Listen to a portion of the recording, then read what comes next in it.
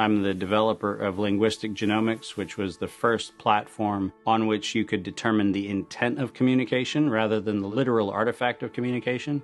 But we've also used that technology for a number of other applications in defense and intelligence and finance, and most notably, in the early 2000s, my company was responsible for bringing down what was, at the time, one of the largest tax frauds in U.S. history. We maintained a series of inquiries into every individual, every organization, and every company that is involved in anything that either blurs the line of biological and chemical weapons or crosses that line in any of 168 countries. In 1999, there were 1 million patents digitized by IBM, and those 1 million patents were the first time human innovation had been put into an electronic digital searchable format.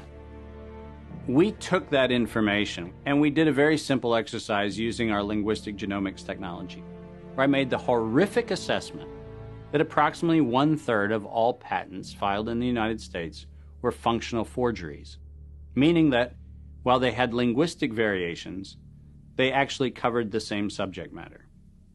In 1999, patents on coronavirus started showing up, and thus began the rabbit trail. March 2003.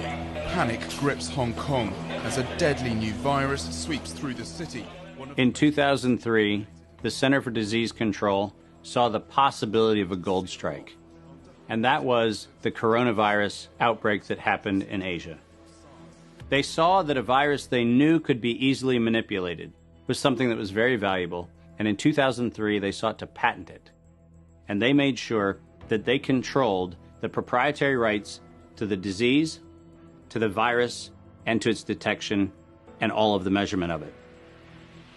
We know that Anthony Fauci, that Ralph Baric, that the Center for Disease Control, and the laundry list of people who wanted to take credit for inventing coronavirus were at the hub of this story.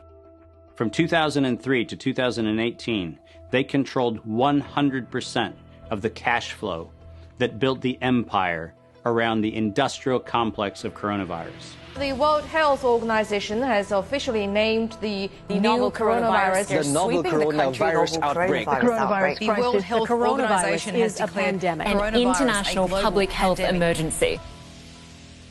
While we know that the coronavirus manipulation started with Dr. Ralph Baric in 1999. The major characteristics of SARS, MERS, and SARS coronavirus 2, it's a good way for you... Ralph Baric is the researcher at the University of North Carolina, Chapel Hill, who's famous for his chimeric coronavirus research. In 2002, there was a recognition that the coronavirus was seen as an exploitable mechanism for both good and ill. On April the 25th, 2003, the U.S. Center for Disease Control filed a patent on the coronavirus transmitted to humans. Under 35 U.S. Code Section 101, nature is prohibited from being patented. Either SARS coronavirus was manufactured, therefore making a patent on it legal, or it was natural, therefore making a patent on it illegal. If it was manufactured, it was a violation of biological and chemical weapons, treaties, and laws. If it was natural, filing a patent on it was illegal. In either outcome, both are illegal. In the spring of 2007, the CDC filed a petition with the Patent Office to keep their application confidential and private. They actually filed patents on not only the virus, but they also filed patents on its detection and a kit to measure it. Because of that CDC patent, they had the ability to control who was authorized and who was not authorized to make independent inquiries into coronavirus. You cannot look at the virus, you cannot measure it, you cannot develop a test kit for it.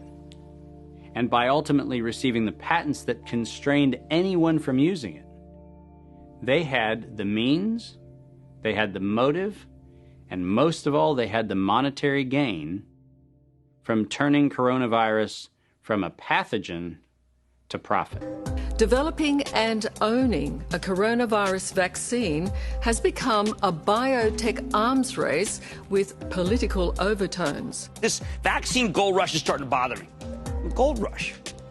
Let's keep that in mind. And so somewhere between 2012 and 2013, something happened. The federal funding for research that was feeding into places like Harvard, Emory, University of North Carolina, Chapel Hill, that funding suddenly became impaired by something that happened at the NIH, where the NIH got this little tiny moment of clarity and said, I think something we're doing is wrong. And in 2013, the NIH said, gain-of-function research on coronavirus should be suspended. The National Institutes of Health had a moral and social and potentially legal reason to object to research.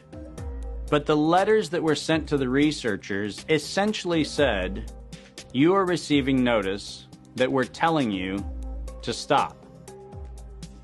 And now on the bottom of the page, we're going to clarify what stop means. Keep going. But when the heat gets hot in 2014 and 15, what do? You offshore the research. You fund the Wuhan Institute of Virology to do the stuff that sounds like it's getting a little edgy with respect to its morality and legality. But do you do it straight way? No. You run the money through a series of cover organizations to make it look like you're funding a U.S. operation, which then subcontracts with the Wuhan Institute of Virology. The U.S. could say, China did it. China could say, the U.S. did it. And the cool thing is, both of them are almost telling the truth.